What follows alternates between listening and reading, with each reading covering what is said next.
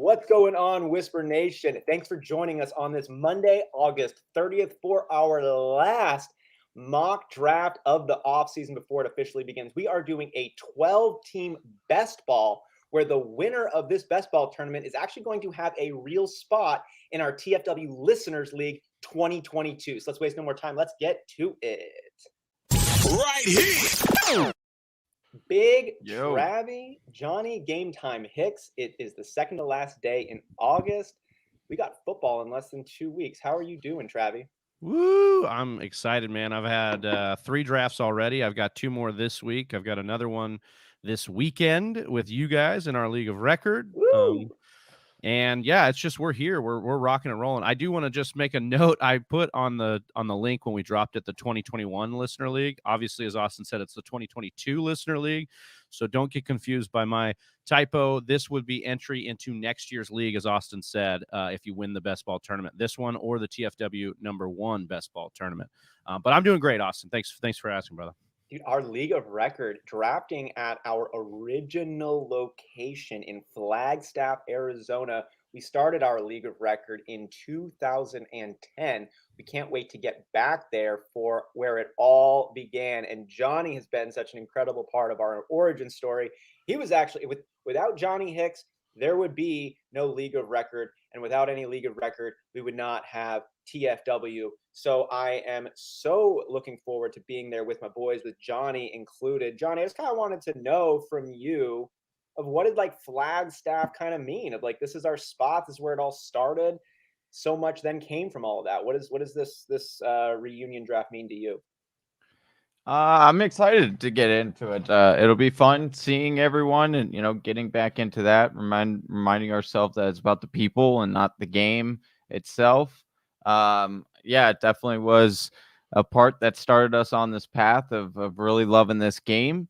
And as a result, here we are. So gave us the confidence to continue to pursue that love and passion for this game. And it really is going to be exciting to get with these guys. Yeah, and you said it right there, Johnny, about the people being what kept us coming back. And that's true for our League of Record. That's true for TFW. And I am so stoked to be joined here by so many awesome folks in Whisper Nation. We got Donnie Tubbs going in. Let's go. And he hits us with a smiley face. That feels good. Mr. Miyagi, great to have you in the show again, man. We've got Pizza Belly joining. Yo, what's up, Whisper Nation? Let them know, man. Superstar Titus. Oh, Titus. Oh, I just get so what's up? Superstar Titus comes in. Still working remotely, so I'll just be listening in. Well, we're super glad to have you, Superstar Titus. God, I love that name too. We got Oscar the Grouch, who just came in. Dude, whoa, big boys, up to we got Oscar the Grouch we with got the super chat, and he wants to know thoughts on Amari Cooper and Josh Jacobs. I imagine who he's talking about here. Jacobs. I'll talk with Amari Cooper. Look, I think Amari Cooper is being slept on in a big way. I think that Amari Cooper needs to be drafted right at ADP. I think he's fine there. I love that people are trying to draft CeeDee Lamb ahead of him. I think CeeDee Lamb you could draft there too. But I love Cooper, man. We've seen what he's done with Dak Prescott and with Kellen Moore calling the plays here. I'm a big fan of Cooper exactly at ADP. Oh, and how about Jacobs, Johnny? I know that you, Johnny, have had a lot of shifting opinions on him. He's been a little bit of the fantasy heel after Jacobs had those comments throwing people off from their fantasy rosters last year. But now it's almost like the tide is setting in a little bit and his ADP is kind of coming to make a little bit more sense. How do you feel about Josh Jacobs right now of his current ADP? I think he's okay. Once again, he's going to be splitting time. He is a talented running back, but he will get the bulk of these carries. So if you don't like, RBBCs, don't go towards Vegas because that's what it's going to be 100%. They're going to use 3 running backs there, but the main 2 are going to be Josh Jacobs and Drake. And I think it's going to be the majority of the rushing on the ground will be from Josh Jacobs. I got him at about 55%. I got Drake about 25%. And then the 3rd and 4th running back will see about 10%.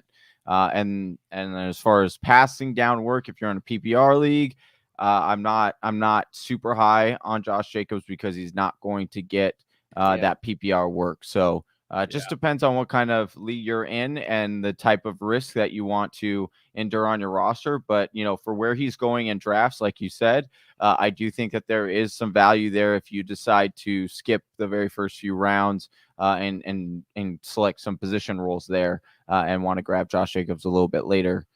Yeah, just to hammer home Johnny's point on Josh Jacobs while we wait for one more person to join this. Got it. Oh, we got him. All right. Yeah, well, there we go. Just real quickly, Jacobs can get game scripted out now. We know that. We know he could get pulled off the field if something happens where the Raiders are down in games, as opposed to before. He was the guy that they went with.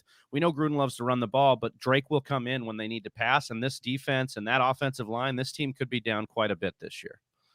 The one thing I'll throw in support of Josh Jacobs from just a little bit of a squirrely, unique situation he's going to, I think, benefit from over there in Las Vegas is the same premise Johnny and I spoke about regarding other Raiders positional players in Edwards and Henry Ruggs.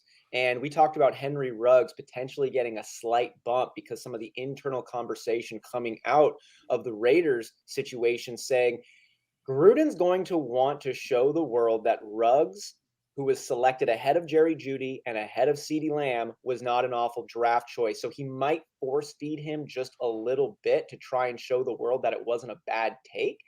And if that is true, you could see potentially a similar type of outlook for Josh Jacobs, who was the first running back taken off the board a few years ago. So Gruden wants to be right. And the only way he can be right is if Josh Jacobs performs well, and he needs opportunity to do that. I think that's some of the reason why you've seen Josh Jacobs get so much work, but he's not a bad running back anyways. He's just not as good as how much opportunity has gotten, it looks like. But I think he might still continue to get that opportunity just because it's Gruden's boy. It's a factor that could play out. I don't know about that. I don't know about it being Gruden's boy, but I mean, it could be, I guess. But he took him. He took him as the first running back off the board 3 years ago. That feels like a recipe for your boy. And then you just force feed him, give him all this looks and all this stuff. So. And then they just went out and paid a dude like one of the most money for a running back position to bring him in. I'm just saying, dude, he got like Kenyon Drake's your boy, and I know you got Josh Jacobs. No, you got him on the thing. I'm just saying, John Gruden loves Josh Jacobs, and his sub 4 yards per carry, despite the volume he continued to get, I think suggests that Gruden's got a soft spot for Josh Jacobs. I mean, follow the money. It's a 2-year, $14 million deal. Trying to a lot of money for a running back. A lot of money for a running back if you're really, really amped on your high draft capital for a running back as well. So was Rashad Penny, and then they just gave Chris Carson a smaller actual contract than what they just paid Kenyon Drake, and Penny's Rashad not Penny going to and be Josh Jacobs have had totally different types of situations that they're coming into. One of them's gotten 100 touches every single year. The other guy hasn't had 100 minutes on the field. So I get that, but you also did just have the running back get paid. So I'm just saying. It's not going to be just guys up, thighs up for Josh Jacobs. No, I'm not suggesting that. I'm not Oscar suggesting Oscar the Grouch is coming in saying thank you guys. Just want to say thank you to Oscar the Grouch for the super chat. Happy to answer that question for you, John. Yeah, appreciate that. Are we able to set the set this order? Let's go. Set the draft order.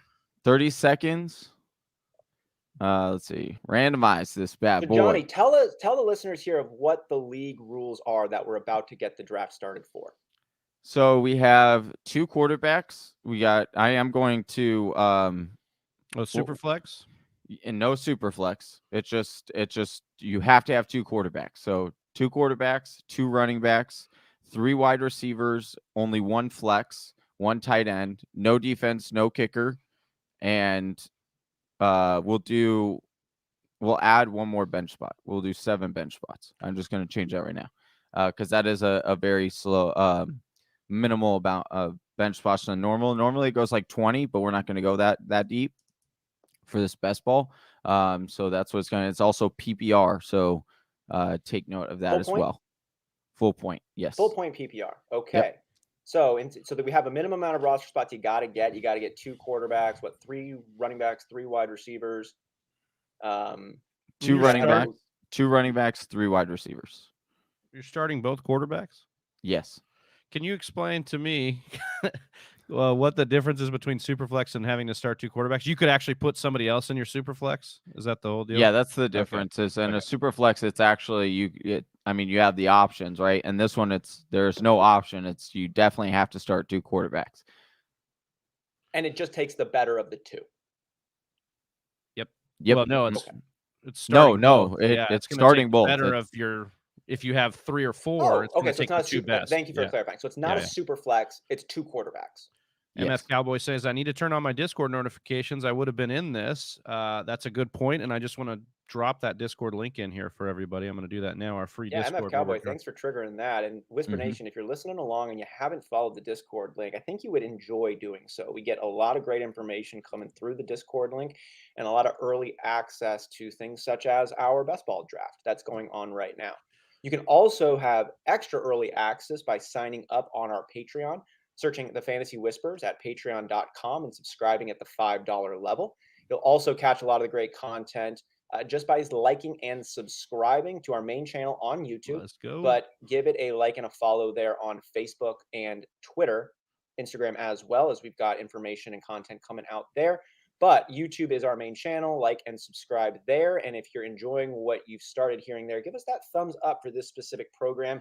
Help it get out into the world, get more questions coming in, and have a good old fantasy football conversation, what we love doing most on Mondays and really every single day of the week. Austin, Johnny, this is our last mock draft Monday for the regular Last one of the regular season. For the off season. Yeah. So we will be you guys ready to get going? Yeah, And then we let's could do also it. talk about Yeah. what we will be doing on Mondays now going into the regular season. We could Let's start do it. that. Ooh, Austin got the number 1 pick. He will be up first. All He's right, on and the that clock. Johnny, while Austin's on the clock, maybe just kind of go through what our plan is for, regular season Mondays now. Yeah, so Mondays, stick around with us. We won't be doing mock drafts on Mondays any longer, but we will still be going live, but we are changing our time. We're going to be going live right before the Monday night game, and it'll be fun. We hope that Whisper Nation will join us. We'll be watching the game, talking with Whisper Nation about it, just having a good time talking about what our fantasy football teams need for the game. It's just going to be an awesome show. We'll be talking about, trash talking about what happened on Sundays. It's basically a get together is what we can call it, I guess. Is that what a good description of it? Get together. We will be certainly getting together and having that conversation. So all of your questions can continue to get answered. But to Donnie Tubbs' point, no, we won't have a mock draft next week. We will be having them again as soon as the off season ends. We love these things so much, but as the season kicks in, it is time for some different conversations. I was trying to sign into my thing. Awesome. That's okay. I'll take that. That's an okay spot to be auto picking though, Johnny, at the beginning. I'm of the like draft. trying to sign into this, and it's like not. It was like taking forever. This is, and I love anytime the inevitable technical difficulty arises, because it gives me an opportunity to remind all y'all to get your protocols in place before the draft actually happens. You can have a bunch of dedicated members who are familiar with how the whole platform works and everybody's on their game, but then the Wi-Fi goes out, or then Sleeper just freezes. Like it has happened to me multiple times. So get in place what happens if something like that technically does go down. In our league of record, we are often drafting with a Zoom chat or a Facebook Live or a Discord conversation going simultaneously. So if someone has a tech glitch, they can just type in like tech glitch, I want to take Patrick Mahomes at this spot, or Dalvin Cook, or whatever it is. And so it doesn't need to be on the digital platform if they have communicated what their intention is. Just get that out ahead of time.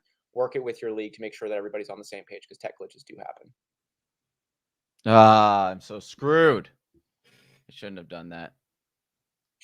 What would you have gone instead? What would your strategy have been if it had not a pick for you? I should have taken Josh Allen. Josh Allen was the guy that I should have went with and wanted. So you're looking at building up that quarterback position in a 2 quarterback league ahead of one of these elite running backs. Is that right? Yeah, because you have to start 2 quarterbacks. It gives you, especially when you're picking that high, it's going to give you such a bigger advantage than, in a super flex, you have a little bit more options, right? Teams are more likely to try and go after a positional player in those first couple of rounds, because there's, like kind of that leniency. Generally, in 2 quarterback leagues, you'll see people attack it a little bit more sooner, because they have to have that position in.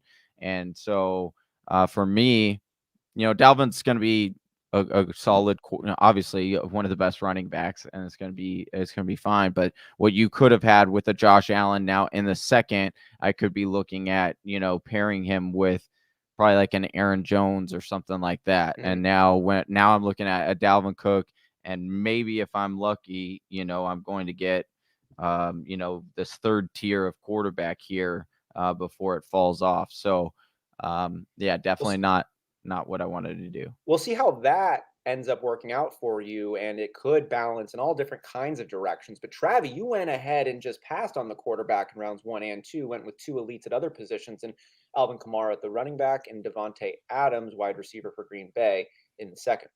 Yeah, I was looking at it, and I did get scared after Johnny was saying what he was saying. But given that Russ was the last one left, I think he is a fine pick in the first round of this 2 quarterback setup, or even a super flex. I think Russ is a guy that, could easily be QB1 overall. We wouldn't be shocked. So I think that's a fine pick. But PPR, I wanted to zig when a lot of people in the first round were zagging. I took Alvin Kamara, who I think is just going to absolutely eat this year. And then Devontae Adams, who, of course, if Rodgers is healthy, that's the number 1 target. So we'll see what happens, what's left at QB. We've seen some situations where we're able to make up QB in these super flex or in 2 QB leagues. As this, we've been able to make that up. So I wanted to kind of get dominant players before I actually go in for QB. I like that point. Josh, who won our TFW Listeners League last year, debated Josh Allen over CMC, who was taken in the number 2 spot. And he waited on it. And I don't know if he's stoked with his quarterback situation he was left, but you can wait a little bit. It's just like, don't wait too much, because eventually there literally will be no starting quarterbacks when there's multiple starting quarterbacks being taken. Yeah, I'm so mad right now, because I could have had Josh Allen and Nick Chubb, and that would have been my golden start off as a draft, and now I'm just behind. I was so bummed to see Aaron Jones and Nick Chubb taking the 2 picks right before me. I was like, give me one of those guys. But I'm happy with who I'm looking at here. Bob and weave. Just want to thank everybody in the chat right now. If you guys are watching over with us on YouTube, please hit that like button, hit that subscribe, help us grow the channel. We're trying to get as close as we can to 2,000 followers and subscribers over on YouTube. By the time this regular season starts, we've got a couple more weeks to do it. So please help us get there. And I'm so excited for the regular season, Austin, Johnny. Like, we've got some great shows in the pipes that we're doing for Whisper Nation and delivering again. It's going to be amazing to get all this content out for you guys basically every day. We know how that flow works for fantasy football. You've got your Monday, reacting, Monday Night Football, all that stuff. You've got your Tuesday getting ready for waivers. We're going to help you with that. You've got Wednesday looking forward to the next week, setting those lineups. Thursday, Friday, Saturday, getting geared up for the games. And then Sunday, we've got our lineup show, reaction to that. All the good stuff right here on the Fantasy Whisperers. So please help us out by hitting that subscribe button. Appreciate every one of you. Absolutely on this one. So close to 1,800 right now. We're like 4 away from 1,800. We are so close, and we're going to get there alongside because of you, Whisper Nation, who is showing up in the chat right now. They're talking about Ryan Tannehill. Johnny, I've seen Ryan Tannehill slipping a little bit. I've seen his position kind of move around a little bit. Josh was talking. Charlie asked, do you think Tannehill is a top 5 quarterback, and do you think he'll be back from COVID by week 1? Josh, our listener league champ from last year, does. He thinks he's a top 8, and yes. Mr. Miyagi saying he got it for $2 in an auction league. He was shocked by it. How do you feel right now about Ryan Tannehill? I think Ryan Tannehill is one of the bigger quarterback values right now. And even if you look at Vegas agrees with that. He's one of the higher low-key MVP kind of favorites. Higher low-key. Yeah, exactly. But he's like the dark horse to be that kind of breakout candidate for MVP potential.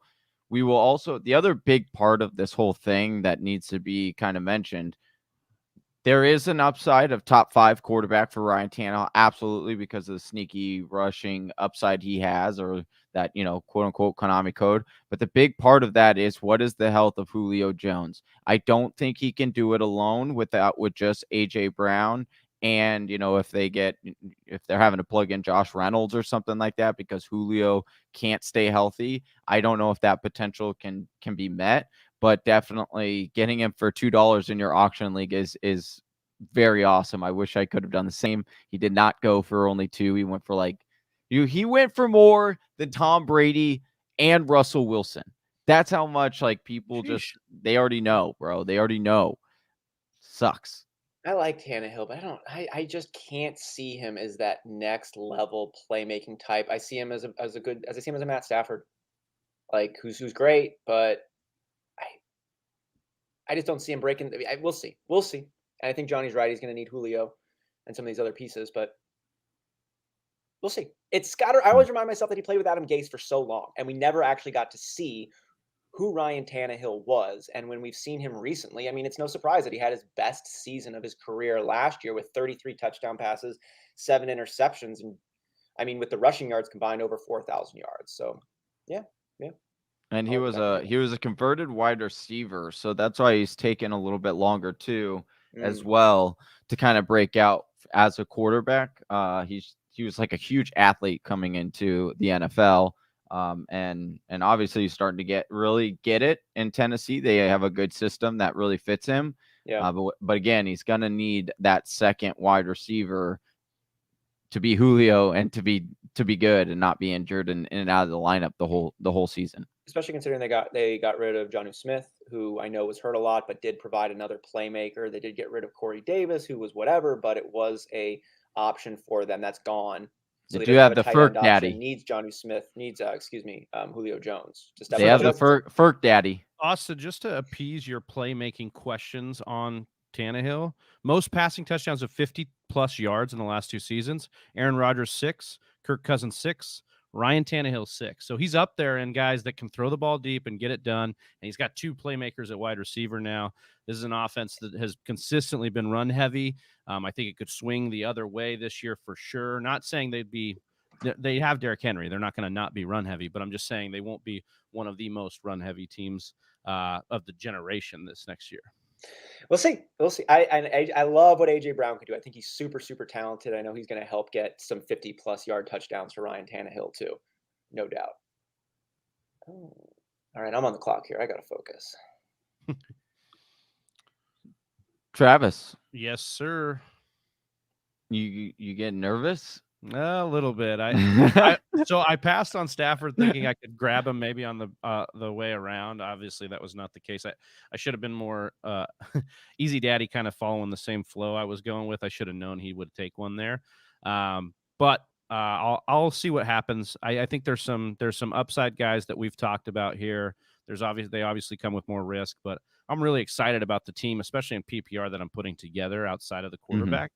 And so I think this is a situation where I'm going for upside, man. So I'm going to be able to get a bunch of guys or a few guys at quarterback that are just going to have pure upside. And this is a best ball league. So that's kind of what you do. You just swing for that best possible lineup. I'm going to actually have a chance that, you don't actually take as much of a bath on getting a guy who's an up and down QB in best ball, because if you pair a bunch of them together, the computer's going to get you the best option. So if I get a guy late, like a Daniel Jones, I'm going to get 4 of the, best games out of Daniel Jones are probably going to go in my lineup because of best ball. You know what I mean? So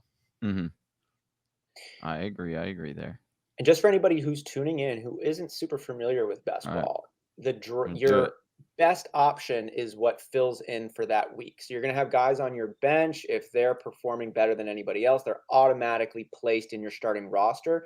You don't make any adjustments throughout the year. We draft these teams. We set it and forget it. We don't even set it. We just draft it and forget it. And then it will automatically set every week based on how well the guys on your roster performed that week. So you're really just swinging for upside and upside alone. There is no floor play on this because the best guy on your team is going to fill the roster spot. And it's 2 quarterbacks, and they're going to be going quick. Speaking of quarterbacks, Johnny, Mr. Miyagi comes in talking about Trey Lance, who plans on picking him up to back up Tannehill, waiting to put Swift on my IR spot if he doesn't play week 1. Travis or Johnny and then Travis, what are you guys thinking about Trey Lance? He was such a hot item coming out, big arm, got some great leg going into a system we think looks really good. Then we've heard a little bit of concern based on the performances in preseason, but then it's Jimmy G. So really, what are we looking at right now? 1 day, 2 days left in August, Johnny. Oh, there are some rumors going around that they could go flip-flopping on it. They could go, 1 week Trey Lance, 1 week Jimmy G. I hope that doesn't happen. That would be a nightmare. I do think that this team has a higher upside with Lance, and he's looked pretty good in the preseason. Jimmy G, they're backing him. They continue to seem to back him. So it's another one of those, the coaches are saying one thing and, us fans are wanting something else. So it will be interesting to see when that happens. The one downside to the whole, if Jimmy G does start, it's like they don't have a tremendously difficult schedule to start off with. And so it might be a little bit difficult. I mean, now if obviously he starts and they're losing, that's an easy solution, switch them out. But if he starts and they end up winning because they have an easier schedule, then that could get a little troublesome. So I do think sooner rather than later, though, with Lance, I think sooner rather than later with Fields as well. But I do believe, this is my ultimate gut feeling, I do believe that Fields starts and plays before Trey Lance does this year. Yeah, I would agree with that. I think that's the point here, that we're looking at Trey Lance's schedule. They have their bye week. The Niners have their bye week in week 6, right?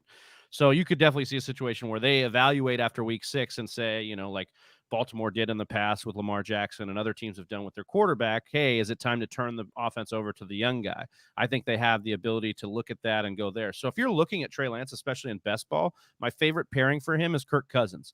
Kirk Cousins starts the year with 6 great games against defenses you want to target. Cincinnati, Arizona, Seattle, Cleveland, Detroit, Carolina are his first 6 games. So pair Kirk Cousins with a Trey Lance. And so I think that's a situation where you'd really like to, be part of that. Basically you could pair that up and then get another quarterback and you're going to get the best out of both worlds there.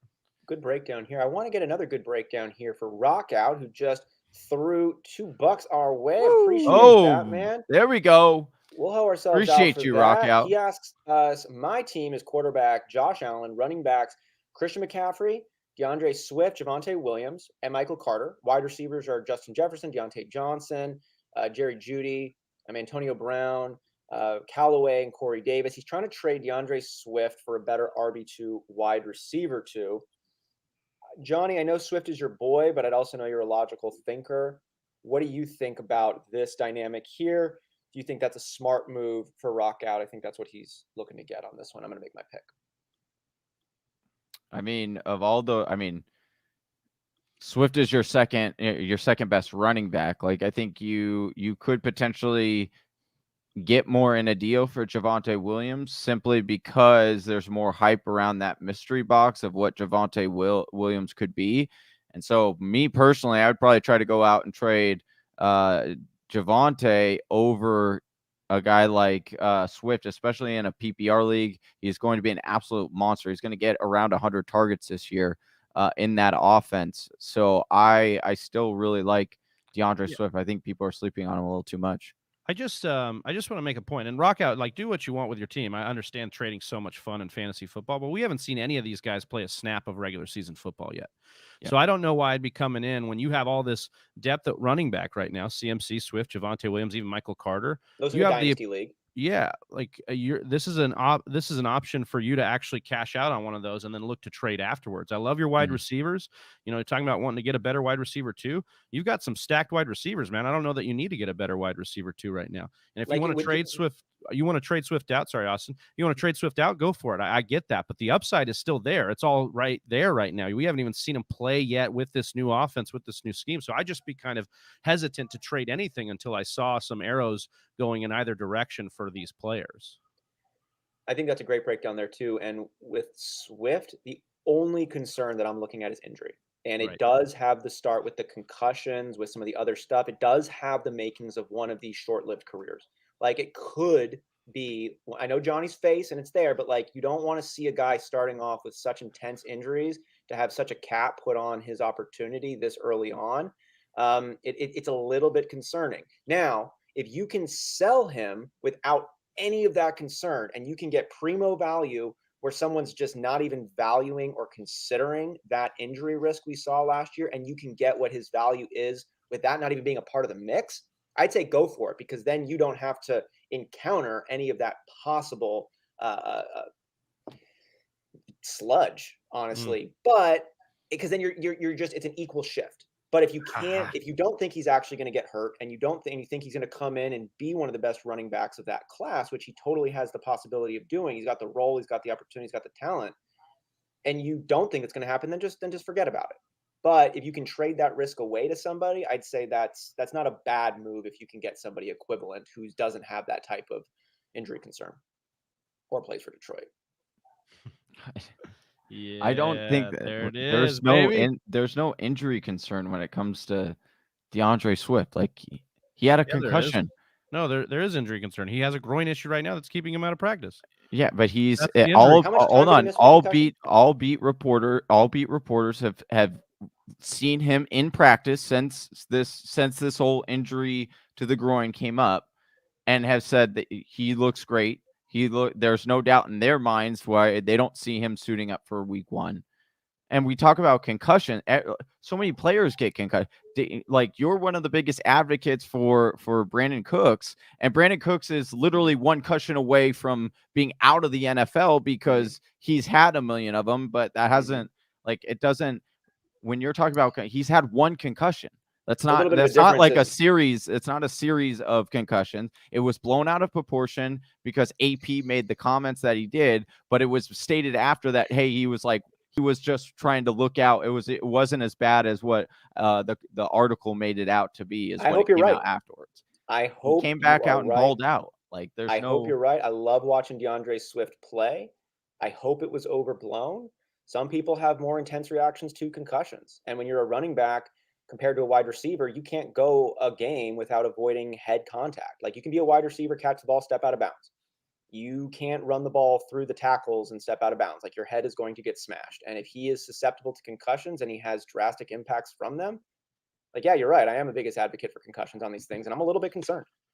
So I'm not. I hope I'm wrong. I hope you're right. One concussion, and it kept him out for a while. No, it didn't. It was 1.5 games. And it was because the reason it was so long was because they didn't diagnose it right away. It was it was 2 days later after they got back, and then he started having these symptoms, and then he was like, oh, we need to pull him to the side. They had a game on Thursday, so he missed the game on Thursday, and he was out a week. So then he missed that second game. He missed a week and a half of practice and came back, and then he ended up bowling out the rest of the week, rest of the year. Didn't have another concussion that whole time. So I just that doesn't make sense to say that he's concussion prone because he had one concussion in his rookie year. Like, so many people have that. I love watching him play. The opportunity's fantastic. It should be fireworks. I hope you're right, man. I would love to see DeAndre Swift just ball out all season. You know what I love seeing is everybody getting involved in this super chat. Charlie, appreciate you guys.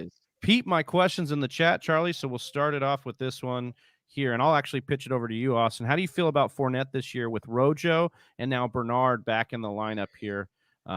We've had recent beat reports about Ronald Jones. Sorry, Austin. Yeah. No. Ronald Jones would be the running back I would take number 1. Then it would be Leonard Fournette, and then it would be Giovanni Bernard. But I really don't want any 3 of them if I'm paying any type of legitimate price for any of these guys. It is just too difficult to predict. Tom Brady loves dinking and dunking and throwing off to his James White role. Giovanni Bernard is filling in for that role. He was heavily frustrated by the lack of pass catching ability from his 2 running backs, who are pretty good, Ronald Jones and Leonard Fournette.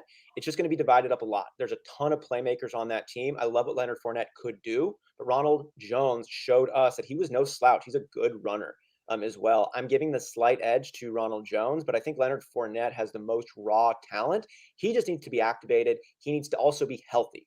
He runs violently and viciously. I love what Leonard Fournette could do if he's all the way in, but Ronald Jones looks like he's becoming who he's been slotted to, and I need to make my pick. All right, and with that, Johnny, I'll actually pitch this other one over to you. Thoughts on George Kittle and Logan Thomas? Charlie's second question here on these tight ends. Obviously, we're getting that discount on Kittle, and then Logan Thomas has been one of the most consistent tight ends as being on the field, which we love availability. Yeah, best ability is availability, as they say. I think it's going to be okay. I do think that people are getting a little too excited for him. We talked about on Friday's show how he has been in the preseason. He's been getting about 14% of the target market share so far in the preseason.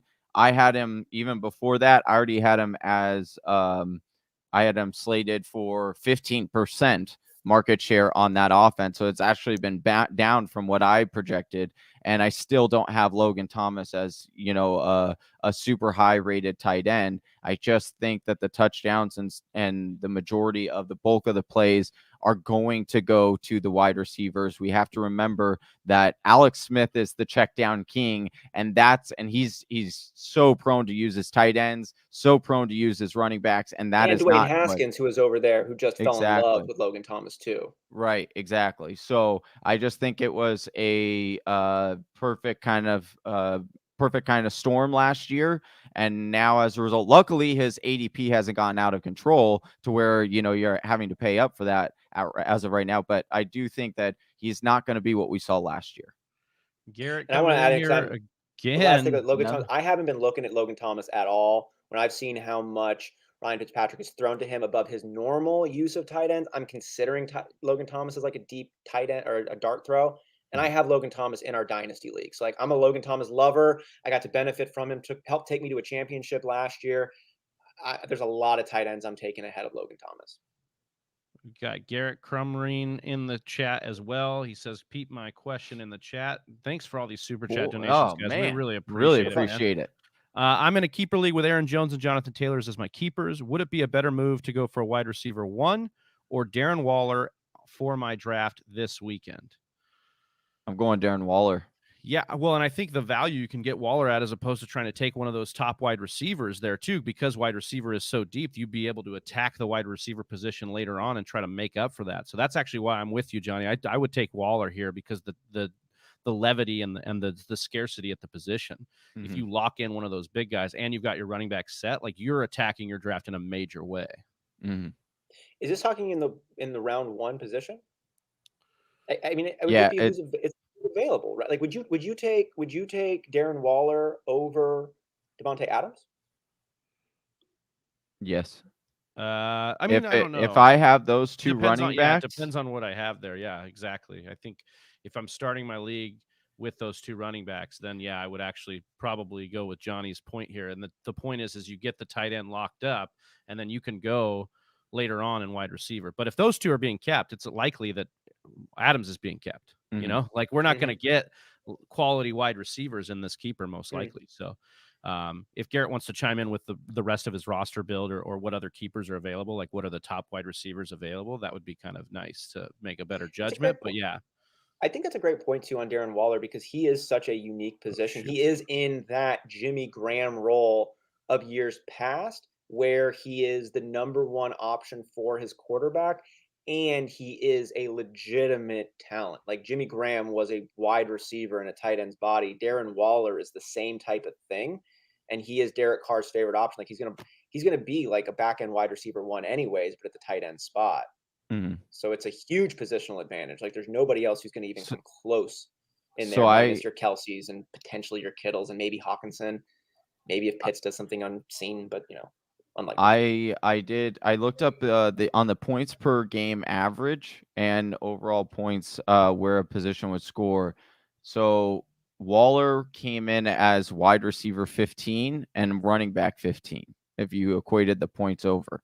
So having that in your tight end spot is massive. It is a huge advantage. And so that's why I think it is important to yes, it's always nice to get the breakout tight end, and we have those guys that we do think have that potential, but it's really hard to hit on those guys. And like you said, if you do, you hit on the Logan Thomas last year. It's a great ride. It's very fun. You solved that problem, but when you're looking at a position of all positions, one of the most consistent in the NFL has actually been the tight ends for fantasy football. And here's the thing about it too, right? You can find a streamable wide receiver. You might not find a wide receiver one, but you can find them Right. who are going to have great weeks.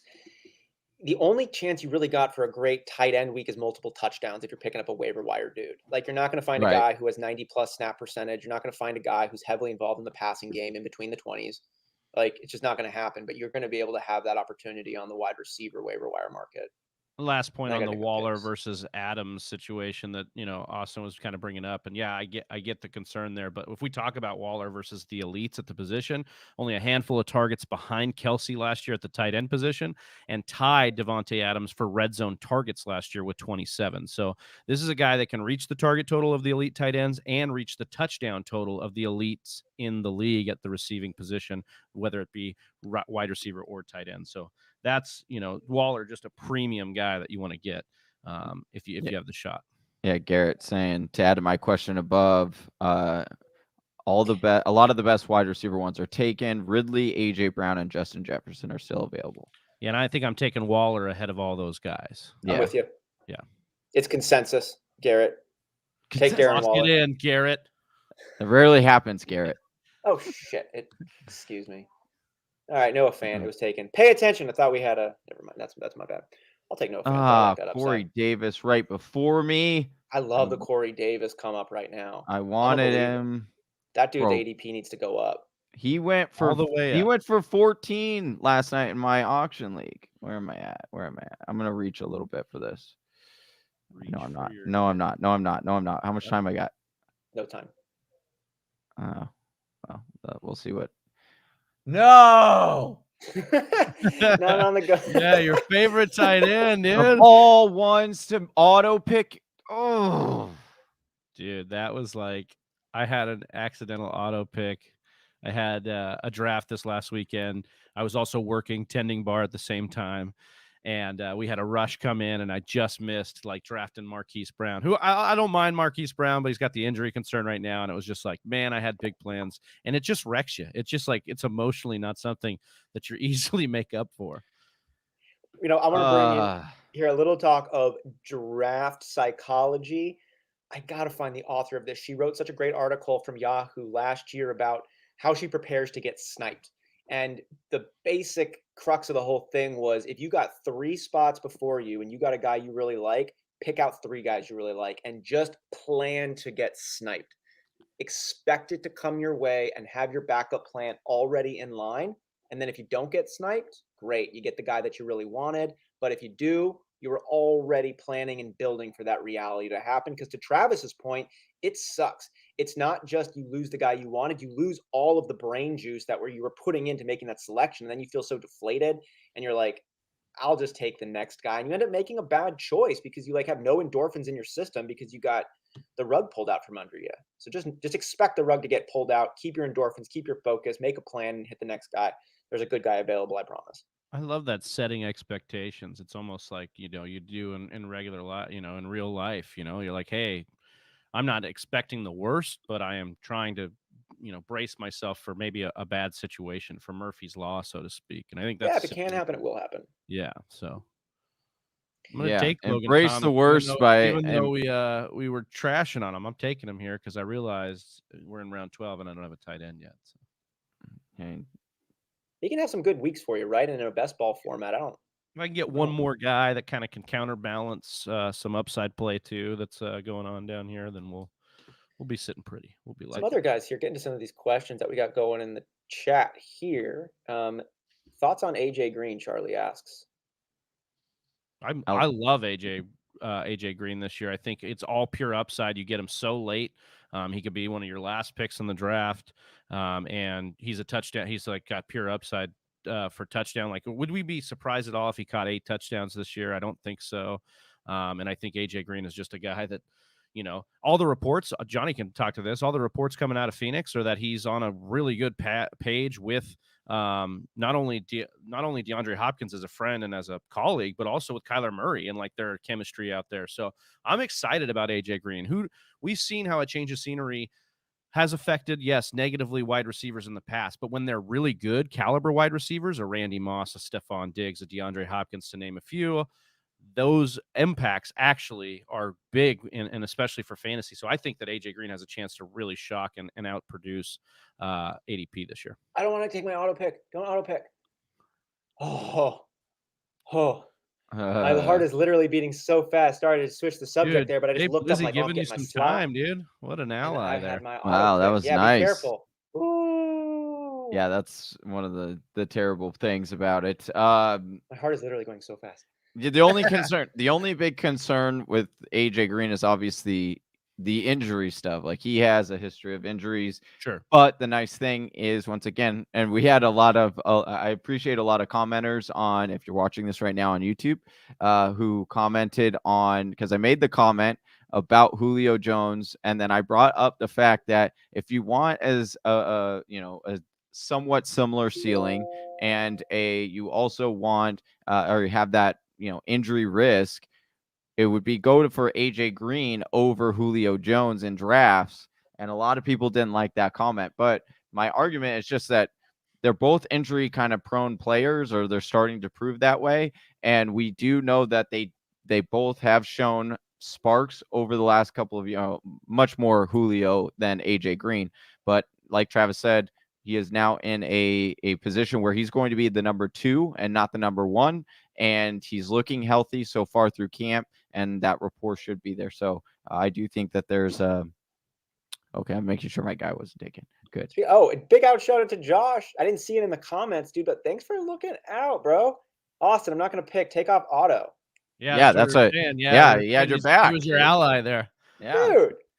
Dude. Typically doesn't happen in fantasy football, but he had your back. I feel like the Jeff. Who is it? We all think it's Zach Galifianakis, but it's not. It's the guy from like the 70s, where he's in like the medieval thing, and it's the Jeffrey just like.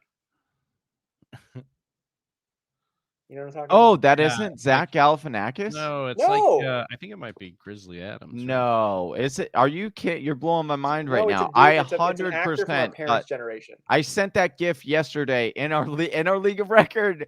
Tucker had posted. Tucker posted. I sent that exact gift. I totally swear I thought it was Zach Galifianakis. It's not. I know. I've been there.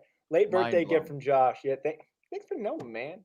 You guys are the best. Yeah. You guys are so good. It was a great birthday. See that? Did you have a good weekend? Oh, Sony Michelle right there on the 13th. I was looking at good Sony. Birthday, but I have a better time talking about Sony Michelle right now. Dude, I think Sony Michelle could be a freaking sleeper piece right now. Like, I'm not surprised if he gets the majority of the work in a really good team, and he does what he finished the year off with last year, and that was efficient running, getting a lot of yards, catching passes. Yeah, I think him and Henderson are both still draftable, very much so.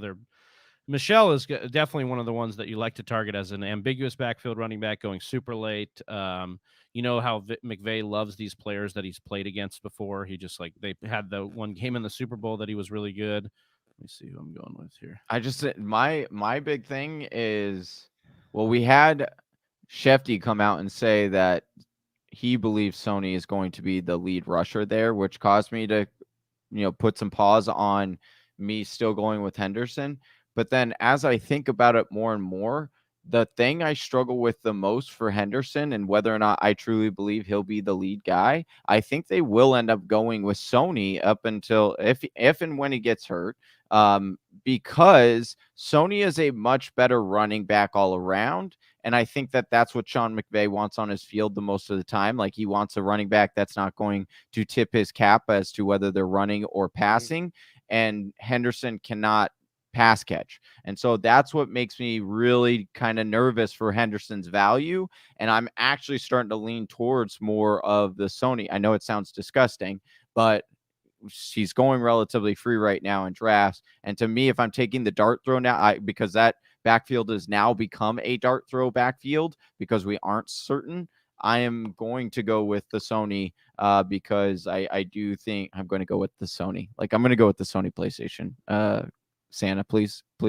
No, I just think that it might spell a little difficulty to get Henderson on the field. And the other major thing too, not only those two things, but pass blocking. That was the big thing that held Henderson back last year. He couldn't stay on the field because he was not a good pass blocker. Guess who's a good pass blocker? Sony. So yeah.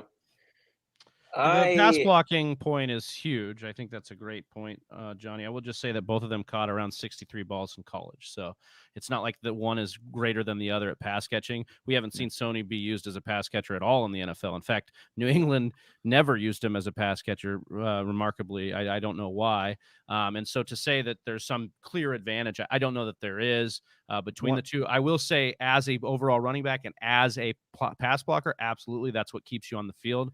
I think what McVay said immediately after, and we know how coach speak works. We've talked about this at length, but immediately after McVay said, look, Henderson's still going to have a very large role in this offense. He's still going to be a big part of this offense. And we just wanted somebody, their GM came out and said it's going to be a complementary role. So we'll see what happens. I'm still okay, especially with the dip that's going to be happening now with Henderson's ADP and investing in somebody in this backfield, because this is a backfield that we've seen produce 2 back-to-back RB1s and Todd Gurley in 2017 and 2018, this style of offense. So I definitely want to get one of them, but to you guys' point, like pass catching has been an issue. So one went to running back university and the other one went to the community college down the street.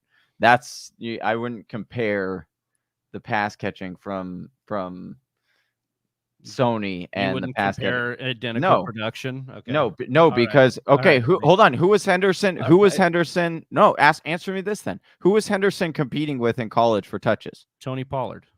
Okay, Tony Pollard. So he's phenomenal running back, right? He's a really good running back. Ask anybody. Who was Sony? Hold on. Who was Sony? Who was Sony competing with touches with when he got all that production? I'll give you one. Nick Chubb was on that team. The other one, Melvin Gordon, was on that team. So, and he was still able. Melvin Gordon didn't go to Georgia. Todd Gurley? Is that who you mean? They didn't go to. Melvin Gordon went to Melvin Wisconsin. Gordon went to Wisconsin. Yeah. Sorry. Yeah. What am I talking about? Not Melvin Gordon, but it was Nick Chubb and I'm on the clock. I want to help you. I want to help you make this point. I get what you're saying. The universities are better. And look, Sony Michelle is a better prospect than Henderson. Don't get me wrong. You're exactly right. Like he was drafted ahead of him. But to pretend that he's coming in to be some always an often not injured player that's going to somehow be this pass catching specialist when we've seen neither. We haven't seen him stay healthy and we haven't seen him catch balls in the NFL. So that's what I'm saying. I think that both are, I agree with you. I think both are worth investment. That's all I'm saying. I just love where the Sony Michelle price is going right now. It is exactly. Crazy he's definitely cheap. The cheaper. Yeah, exactly. Just like Gus Edwards, like we haven't caught up to the J.K. Dobbins news. He's going to be skyrocketing up, and I'm so excited to see what Gus Edwards can really do, Mr. 5.0 yards per carry. See what he's going to get with some more volume coming up. But we're coming now. We're in the last round. Johnny just made his last selection. Travis is coming up here in just a few picks. Whisper Nation, thank you for hanging along. Oh, second to last round. Excuse me. 15. Maybe I got to refresh. Look, yeah. Well, if you just scroll down, there'll be another one. I'm all the way down. We added the extra one. Yeah. Yeah. So we'll be getting through our last round here, and then 16 to follow. That'll be the final round. We are going to be going to our behind the scenes section of the episode, where we will be answering all the rest of the questions that we have. And Johnny, are we doing draft grades? No draft grades, because it's going to be done. Yeah, it's best ball. It'll work its way out. The season will grade these drafts itself. And the winner of the best ball here will have a spot in the 2022 TFW Whisper League. We'll have that next year. Jay Blizzy in our number 2 spot won it last year. Got 14 people who think they're going to be winning it this year. I guess 16, because we got Johnny and Travis running a team and Chelsea and I running a team. So we got 16 for that one. But that will decide itself, this best ball, who did the best. But we will be going then to the behind the scenes episode after this, getting to everybody's questions, making sure we've got them all answered, getting you ready for this last week before the NFL season starts. Dude, this is. Oh, I auto-picked Bateman. No. I know you love him. That's not too bad. That's not too bad. That's better than Devontae Parker auto-picking. That might be true. No, it's definitely true. I'll tell you, I'd rather have Bateman right now than Parker, dude. Parker's been doing absolutely nothing during training camp. And out. Yeah, but I mean, Bateman's hurt 6 to 8 weeks. So Parker probably will be or by that I mean, time. best ball, it's fine for best ball because if he could get going late, those rookies that come on late, and later in the year, that this could definitely be a best ball pick. That's one of the pieces I wanted to bring up. One of the questions that was brought. I got to scroll up. We got a handful of picks to get back to, but somebody was talking about not draft. Or here he is, Mr. Miyagi. He says, "Pro tip for the chat: there is going to be a lot of decent players dropped week one. Happens every time. People always Love this. overreact Well, week not in one. this league. Yeah, Not in best ball. Not in this one. Not in best But ball. for I- redraft yeah. situations, it's a good point. I mean, I dropped Darrell Henderson after week one in our league of record last year. It sucked. And then he just went off. But it was like, oh, Malcolm Brown's involved. Cam Akers is the dude. I forgot And about that, Austin, and your onslaught on Henderson after that. You just definitely were like, oh, you wanted to justify that drop so bad for a while after I that. did justify the drop. Fair enough. Yeah, I had my classic drop of my career was dropping Josh Gordon the year that he started off the league year suspended, and then my arch rival nemesis picked him up and rode him to the championship, and now I get to hear about how he won a championship for the rest And if of I his may, days. Johnny, I got to fill in your arch nemesis and your story for 2 years ago, if I may, just because it's such a damn good story in our league of record where y'all, some really tough breaks, some really weird stuff happened. You and him, both great fantasy players, were not in tournament, didn't make the playoffs in that year. And he was headed towards a last place finish, possibly. You and I were actually playing each other, and you were like, you know what? If Alex beats him, Potvin, and he's in that last game, you're like, I want to be the one to beat him and send him to the J-Bone to have him get the J-Bone, which is our taco championship, our taco trophy. So you went ahead and benched the players so you could play in the ultimate toilet bowl, and with all the consequences on the line, because you'd have to be the draft beer wizard and get everybody everything and deal with all that and wear the jersey. And you're like, I'm not losing this game, but I want to make sure he is the one that wears it and loses and at my hands. And you pulled it off, man. That was crazy. That was like WWE stuff. It was a accumulation of an entire frustrating season, and I was like, you know what? If this is going to happen, if I'm going to get lost, it's going to happen. But yeah, I wanted to. That was such a great feeling. That made that whole season worth it. Handing him that J-Bone, because not only that, but he had made a vow to me. He had made a vow to me that he would never ever get J-Boned ever. And I was like, I'm going to prove you wrong, and I'm going to do it. So I'll be the one to do it for you. So it ended up. I'll be the one to do it for you. And I love that. And I love this draft, boys. We got through it. To Hungry Lions points. No draft grades. I know, but we've got the Best Ball League going all year. We'll be able to take a look at that as it moves forward. We'll be talking about that on the other side. So the draft grades will be coming. They're just going to take a few months. So just sit tight with us. Be sure to like and subscribe so you can catch that coming your way. We're doing this 24 hours a day, 7 days a week, 365 days a year for the rest of our lives. So jump on in and find out what happens. We'll be doing it down the road. I promise you that. But boys, anything to let Whisper Nation know before we go and start the behind the scenes portion of the episode? Yeah, so we have 2 more off-season shows. Wednesday and Friday we'll be going live. Make sure you're subscribed over on the YouTube channel so you get that. Otherwise, you can catch it on all podcast platforms, so make sure you're following over there as well. We will have 5 burning questions heading into week 1 for Wednesday's show, and then Austin and Johnny will be handling the news and nuggets, the last news and nuggets of the offseason, the hype train that is preseason and training camp talk and all that. And then obviously next week is football. Next Thursday night is football, where the Cowboys and the Buccaneers will be facing off in Thursday Night Football. And then your boys right here, the 3 of us, will be previewing that game and the rest of the games via our YouTube channel and our podcast and Patreon. So make sure you're subscribed on all the platforms and you're hitting us up because we're about to kick it into that daily fantasy football grind that comes with the fantasy football regular season. So just wanted to give a shout out to the transition that TFW is going through right now from off season to regular season. But stick with us and make sure you're subscribed and keep those notifications on. That's how you won't miss any action at all. Boom. Well said. Johnny, anything for the folks before we go? Stick around for the after the show part. Stick And around like for the and after the show subscribe. part. That's Johnny Game Time Hicks. That's Big Travie. I'm Austin Sear. See you on the other side. Peace. Peace. Right here. So I just there we go.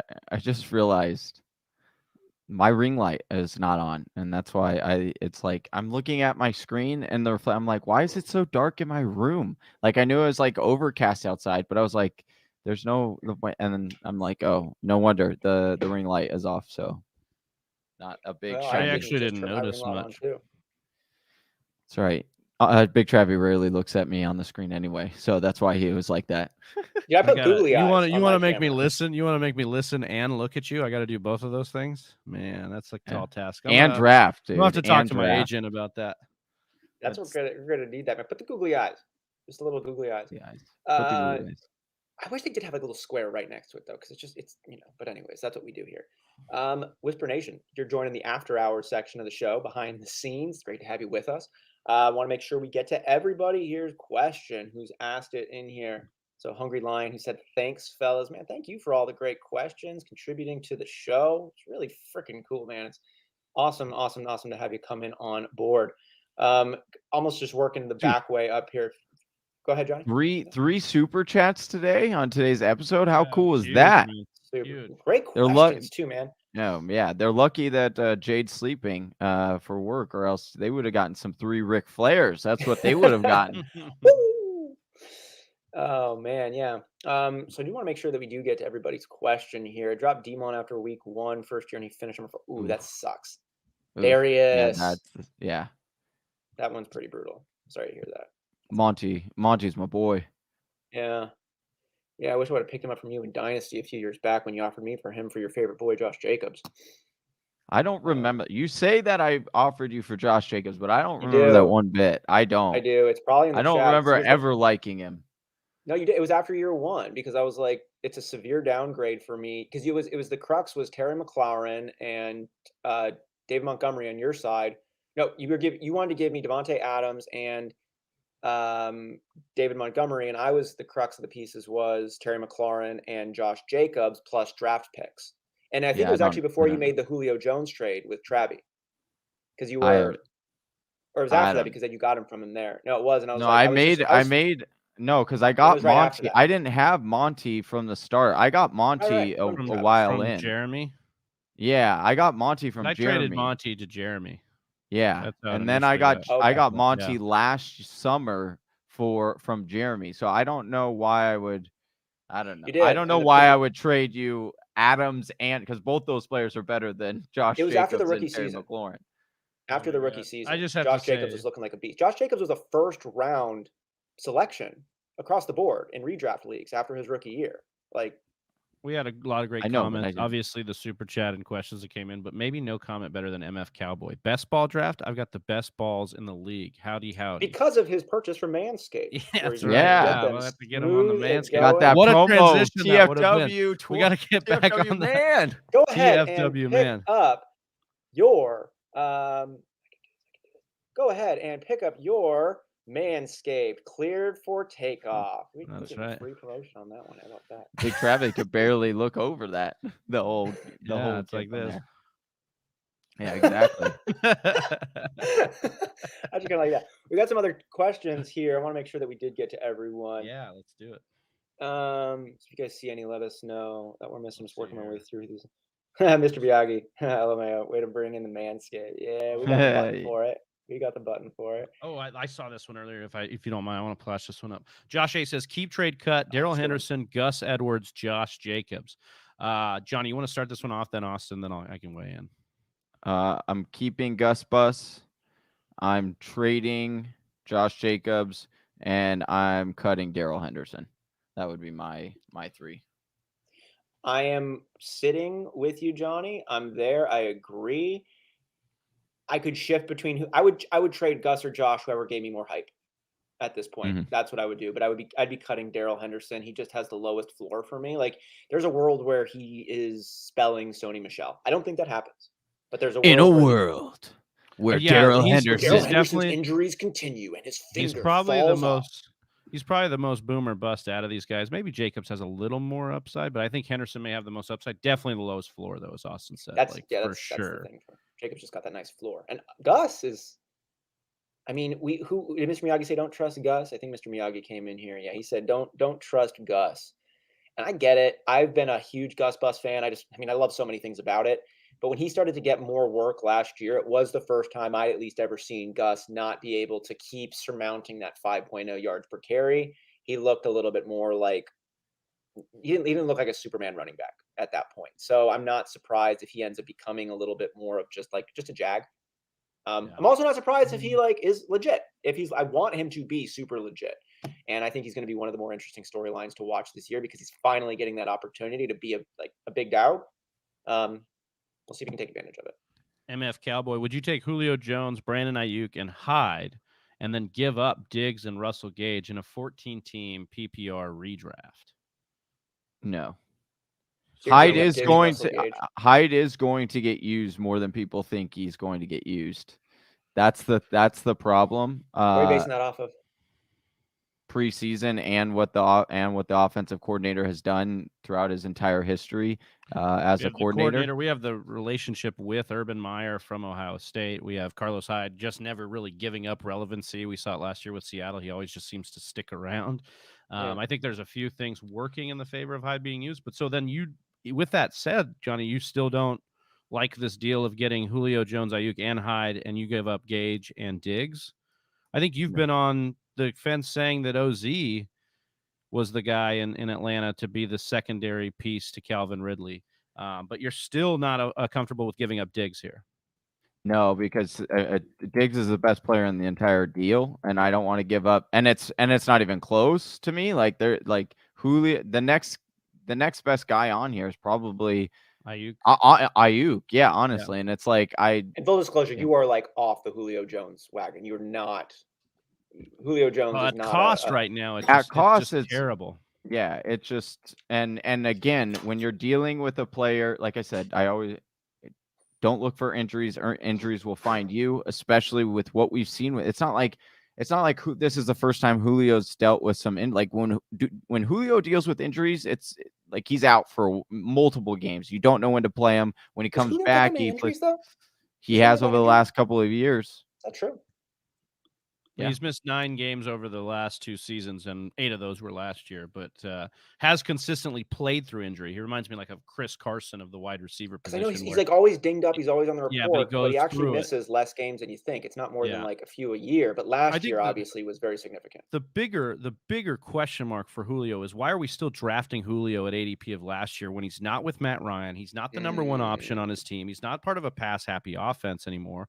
Could be pass happy. We want it to be pass happy, but why are we still drafting him where we were probably going to discount him and draft him this year? I just think there's just not enough there. There's too many questions to draft him at ADP there. And then check this out I just want to mention this for now. This isn't including week 3, but with week 3, it's even added. But Jaguars first team running back snaps with Trevor Lawrence through weeks 1 and 2 of the preseason. Out of 38 plays, James Robinson 16, Carlos Hyde 14, Travis Etienne had 8. Like this is what they do over there. I'm telling you guys, it's like you're reading a cheating manual, how to play fantasy football from a offensive coordinator's perspective, because they just do the same things over and over again. That's a great point, and one of the things that separates the TFW draft kit from the other ones. It's a legitimate point here. Johnny did a phenomenal job of pulling in the last 3 years worth of trends and placement that the offensive coordinators have. Here's how they break down their running back backfields, right? Here's how they break down the different positions to try to give you an insight of what's going to happen in Jacksonville. How much work are they going to give the lead back behind the spell back, right, Johnny? Yeah, so that all is what goes into the projections. That's how I come up with the projections. It's all based on history of the past offensive coordinators, and that's how you see what's going to happen. That's how you can project these, because the biggest thing you find out is that these guys they stick with what they know, and they all are in. That's why you read the articles on how like the NFL coaching isn't super diverse, because they all just hire within, and guess what? They're all teaching each other the same stuff, and they're like, you're not going to end up changing something when you know that it's worked for somebody else, and that's how you taught it. And so that's what you end up seeing Or even is work for you yourself.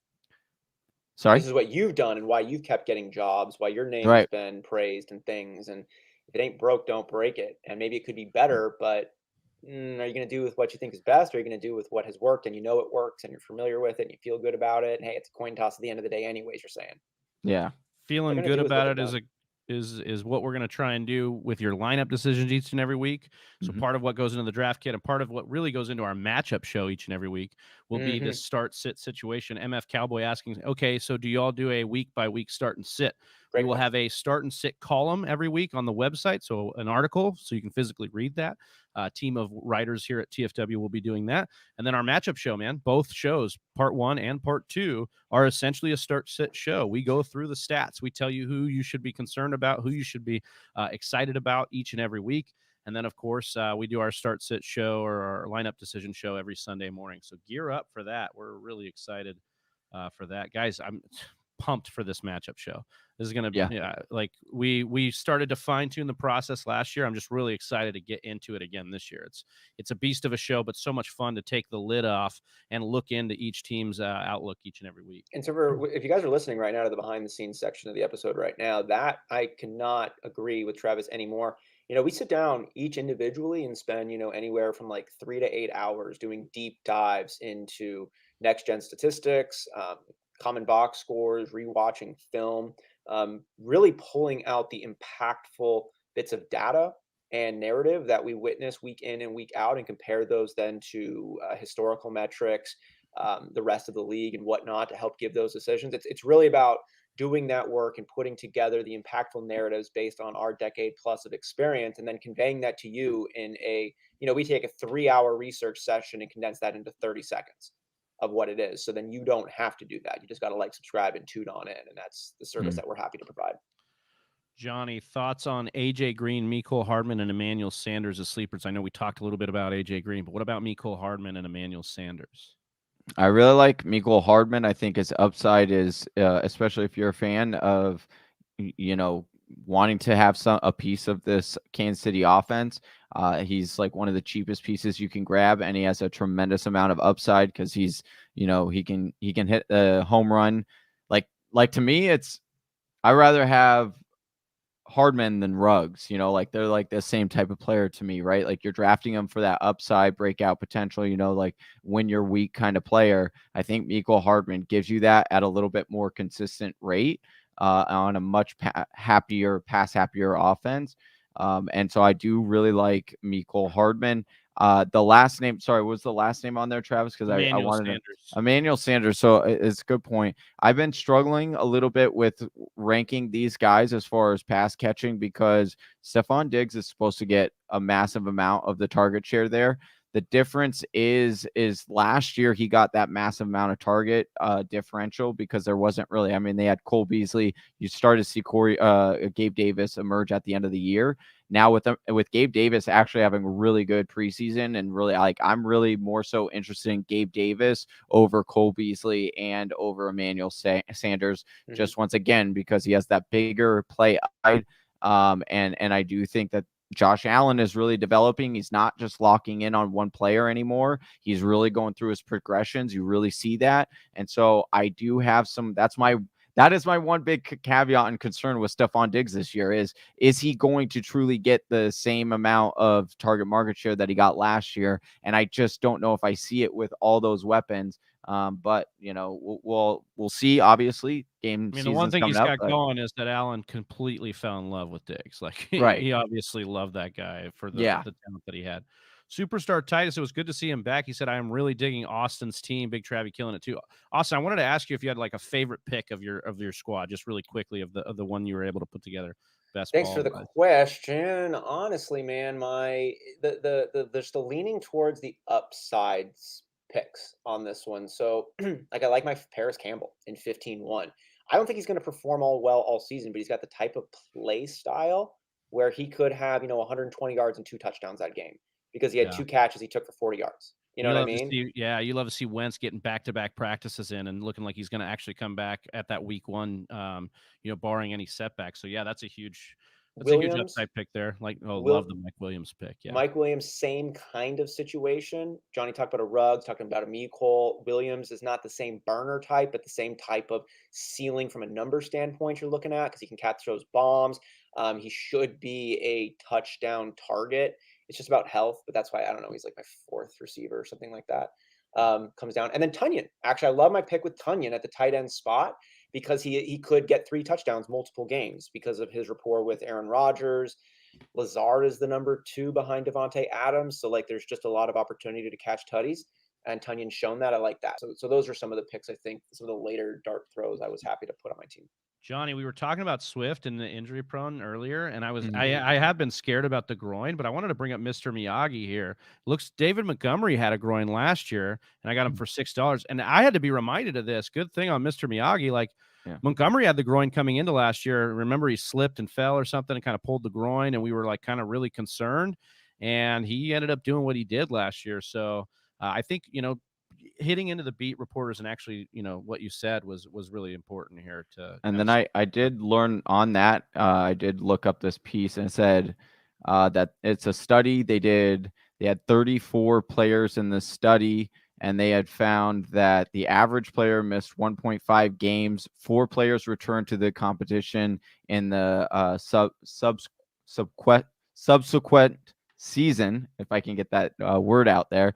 But it said all players with concussion return to competition in the index season or next season, and they were able to return to their prior performance and evaluation. So again, I don't think DeAndre Swift is concussion prone or anything like that because he had 1 concussion. I'm not concerned about that. I'm concerned about how impactful these concussions can be. And hey, if it was just a misspeak by Adrian Peterson and he's more in your typical concussion personnel, great. But what I'm concerned about is Sidney Crosby. I'm concerned about a guy getting a concussion and being out for 6 months. Like, there are guys that end up having that happen. They have different types of reactions. And again, I hope you're right because his playmaking is amazing and I would love to see what he can do. When was that study, Johnny? Oh, I just I exited out. I can send it to you though. Okay. How do we feel about A.J. Brown's injury? Obviously, A.J. Brown had procedures on his knee done, and he was looking like unguardable in camp, and then all of a sudden the knee issue flared. There's a knee issue that flared up. He's been questionable so far. I do believe everything that they've said out of Tennessee is he'll be ready for week 1 and starting. Do we have any concern, guys, about the A.J. Brown injury? Are we still, and Johnny, I know your stance is to not go looking for injury, but is this more of a maintenance thing for A.J. Brown as they get him ready, or are you concerned? I've been monitoring this. It is a little bit, of course, like I was a little concerned because I don't like it that he's like not at practice or that, he was getting some kind of, not something with the knee. But the nice thing is he returned to practice. They were showing some footage of him cutting. He actually didn't wear the leg sleeve, which is promising as well. So again, definitely keep this thing monitored. One nice thing I will say with A.J. Brown is that this dude balled out with a high ankle sprain last year, and he was still like a borderline wide receiver 1. So that is something that's going, like, he can play through a lot of pain there too. We talked about with Julio and all that, but yeah, it's definitely something to monitor as you get closer and closer to the season. But as of right now, I'm not really worried about it. It's one of those things like we mentioned before too, of everybody's hurt, right? Like you just know he's hurt right now. But spoiler alert, your favorite guy who seems healthy is probably hurt. Like, he's not 100%. They play a very physical game, and they're going to be banged up all year. And this is something A.J. Brown played through last year. I mean, this was a knee thing that kept coming back and forth. That's why he got the procedures done. But I think that's a situation that's worth saying. Definitely Austin. Everybody's hurt. That's a great comment to make here. BGWU, thoughts on Gibson and lack of passing game. I heard he might get a McCaffrey role. Yeah, I mean, that's the thing. Last year, he got a lack of passing game. I can't stress this enough. We've talked about it on the show a million times, but he got that lack of passing game in our estimation because they were trying to get him good at running the football, having good vision, pass blocking correctly. And this is a guy in college that only had 33 career carries. He was a converted wide receiver. So they wanted to get him ready to run the football. They knew he could catch the ball, but they used McKissick in a pass catching role so that Gibson could focus on running the football. He's got that down now. He scored 11 touchdowns last year. It's a great number as a rookie. And now he's going to get a role that they're saying, Scott Turner, Ron Rivera are all saying should be a CMC-like role, and those guys coach CMC. So I love Gibson. I think there's pure upside in that guy. He just needs to get the passing down work from my perspective. Like, he's so good. He's so fast. You talk about his converted wide receiver nature. He just needs to get that work. And if we saw a couple highlights of that, we definitely did. And I think it was the second preseason game. He got three or four targets in that first drive. It was very encouraging to see that they wanted to use him with Fitzpatrick, with McLaurin, and with. Is J.D. McKissick still a factor?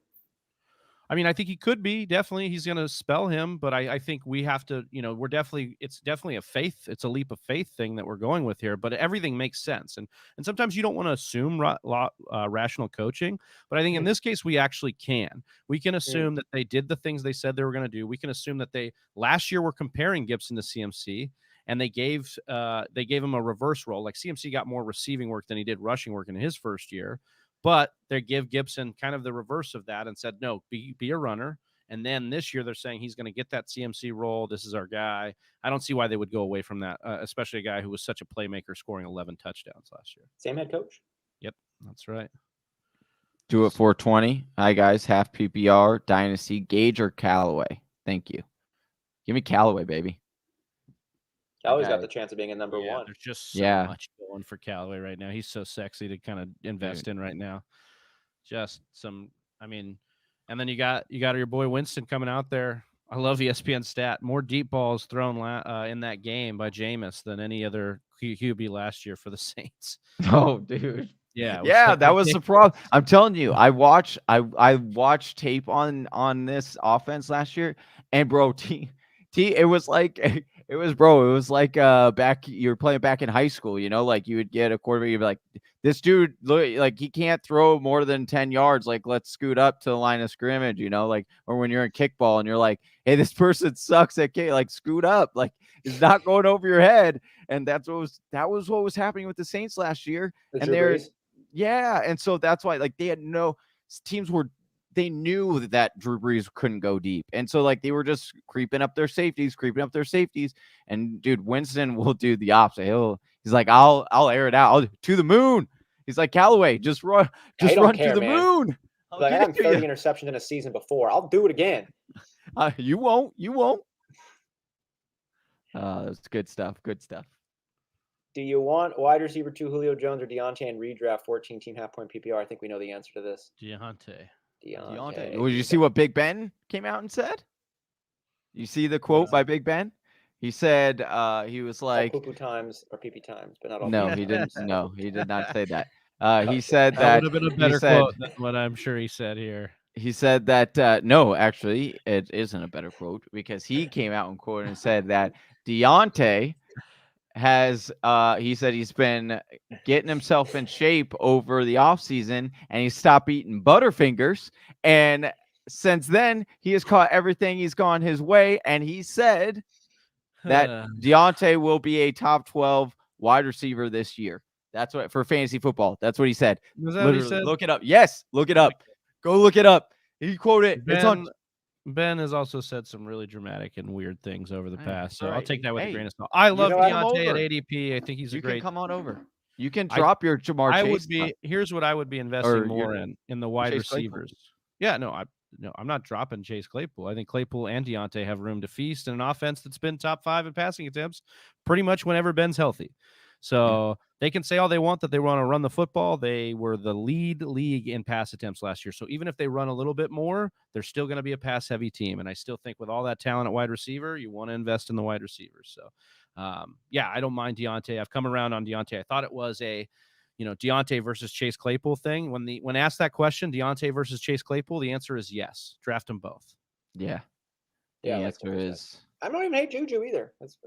That's the thing. Juju's ADP right now. We were talking about it with Sony Michelle, how cheap it is. I mean, Juju's ADP is just astronomically low for a guy that still was a touchdown threat for them last year. The wide receiver too. Average depth of target was low, his career low. You get that, but if Ben's arm is a little bit better post surgery, his paycheck low. Yeah, took a pay cut definitely for sure. Then he could have to pass on the to Chiefs. stay. Yeah, I know. Yeah. Passed on the Don't get it. Chiefs. Those That's Chiefs- the best Hey, offense in the NFL. you won't. I wouldn't. No, I wouldn't. Michael wants to know. He said he got CMC his first pick in 10-team PPR, and Chuba in case CMC gets hurt as my last 6 bench spots. Was it smart? Should I go and grab a different guy? No, that was smart.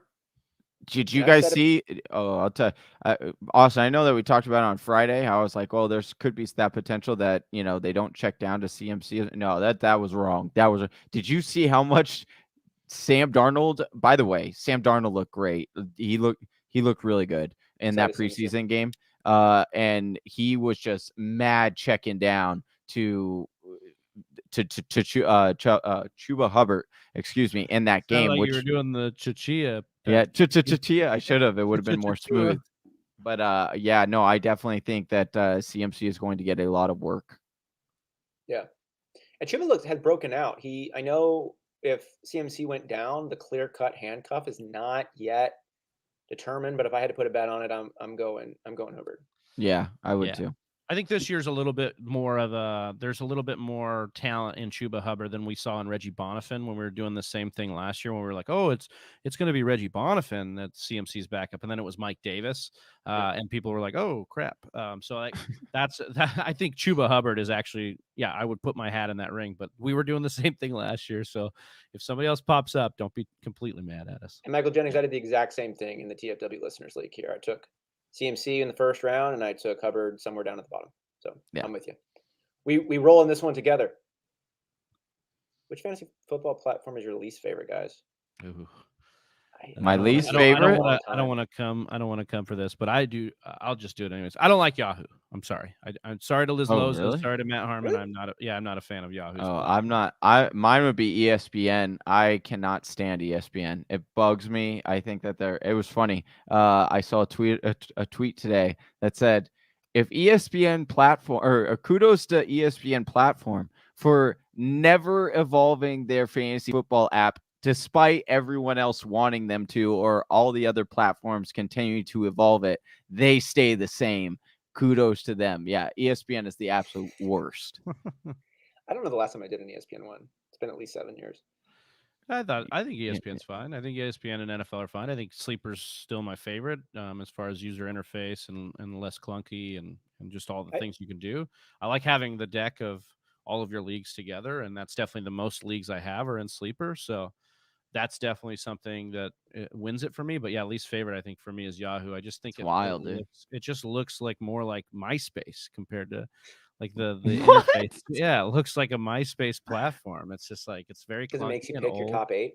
Yeah, yeah. What? Like, I don't understand. I don't know. That's the vibes I get. It's just like it makes the you pick interface. a song. It's like when you used to go and code your MySpace page, to like make it look cool. That's what I feel like I'm doing when I'm. Are you Yahoo. just talking about the draft board, or are you talking about? I'm talking about all of it, dude. I'm talking about the desktop version. I think Yahoo's the second best. I like the ability that when someone looks at my team, when they go from their page to look at my team, they can hear Hollywood Undead playing while they're looking at my team.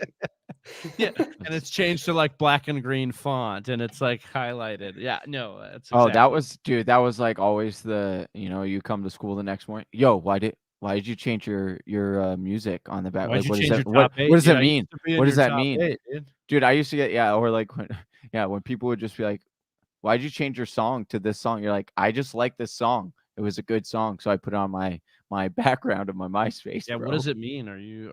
Yeah, what does it mean? I'm like, what? Doesn't mean anything. It means I like the song. I'm like 12 years old. What is it supposed to mean? Jim, looking through the rest of these comments here. Pete, I caught this earlier. Also going to have an empty spot at quarterback for 2 weeks. I only got 2 quarterbacks. Stupid.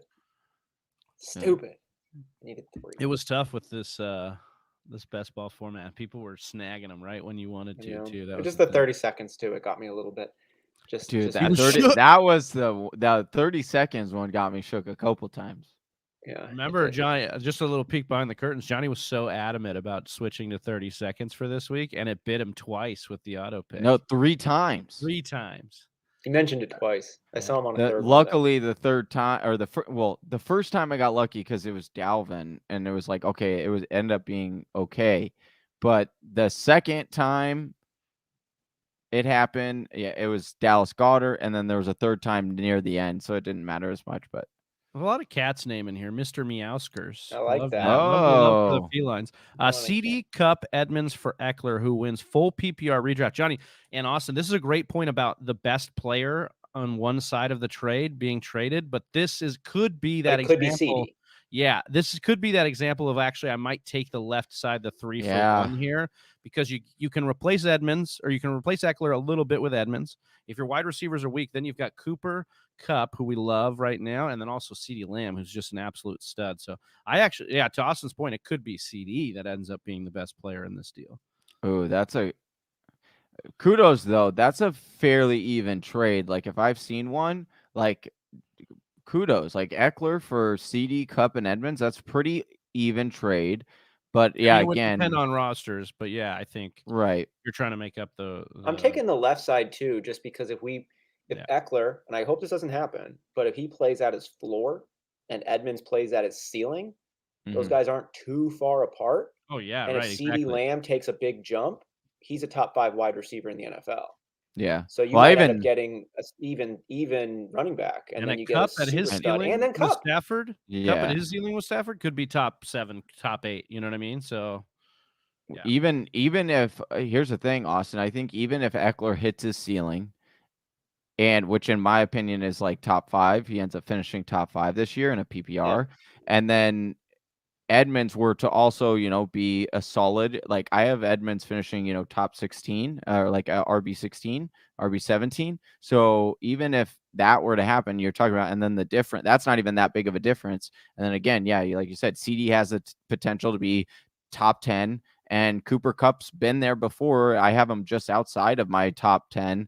And I do think that he has a big bounce back season. So I really like this trade if you end up getting that CD Kupp and Edmonds. The only other question would be, you're assuming this is going to be a leg up because the players you're starting are going to be, these guys are better than who you have on your roster. But if that's you've also a got good point. Devontae Adams and Tyreek Hill, you're not going to be starting CD or Kupp over those guys. So very good point. I'm glad you brought that up. That is a very good point. But assuming they're going to be better than the guys you currently got, I'd take the 3. All right. I think that's it. I think we got to cover. Oh, here he just jumped back in. Last one here, Mr. Miyagi. We've got another cover. We'll get your last questions in here. Yeah. What's the question here? Quarterbacks, Mr. Miyagi. Tannehill. What's the draft grade for this team? That's what he wants here. Oh, high point PPR on this squad. Always look at the starters. Ridley, Lamb, Allen Robinson, Deontay. Those are great. Your wide receivers are stacked. Even T. Higgins and Ayuk, man. You got Eckler and Montgomery. Hunt, Swift. This is stacked. Trey Sermon back. Tunyon, Irv Smith. This is an A. Unless it's an 8-teamer. And you might want a better quarterback. Yeah, like this is an A. We'd have to know. Like even 10-team, I think, is an A there because of the wide receiver running back depth. Like you waited on the positions you should wait on, QB and tight end. And you stacked up in your so much ceiling. Pizza Belly says, "Hey guys, I have my 12-team full point PPR draft this weekend. I'm at the 7th spot. I really want a top tight end. Would 206 be too high for Waller, you think? He won't fall to me in the 3rd, I'm sure. Well, I think you can attack this one of 2 ways. I don't think it's too high. I think I would take Waller here. I think you could take him here, especially in a full point PPR. We've talked about the ability to want to secure those. But I also think if you were feeling risky, you could wait and go get Kittle too in the 3rd. That might fall to you in the 3rd there, and you could go a little different way. I know that people are burned by Kittle. They want to say injury prone. He seems to be fully healthy here. He seems to be a guy, no matter who the quarterback is, that this offense is fed through. We know that the other guys are coming in, and Ayuk and Samuel should be healthy, and that could cause a little bit of concern. But I think that Kittle's talent has proved to be a focal point of this offense as long as he's on the field. So, but I'd also say if you hate the 49ers and you love Darren Waller, like we also say on this show, reach for your guy. guy. That's what he said. Love So it. I don't hate it at 2 like that spot. It's in a full point too. All right, boys. That's all we Agree. got today. If you All right, like and subscribe if you're new. That Please draft like is on the end. updated. Please hit So- that thumbs up, guys. Feats Bley, thanks, guys. Thank you. Yeah. Thanks, boys, for all your help. Thanks for joining the show. It's a blast. Thanks for the contributions, the comments, the back and forth, man. It has absolutely been a blast. My name is Austin Sear. That's Johnny Game Time Hicks. There's Big Travie. We're the Fantasy Whispers. We're out. Peace. Peace. Right here. Oh, hey, you made it to the end of the video.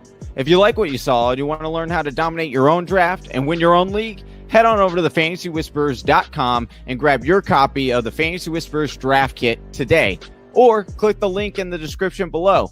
And if you're still not sold, check out one of these videos.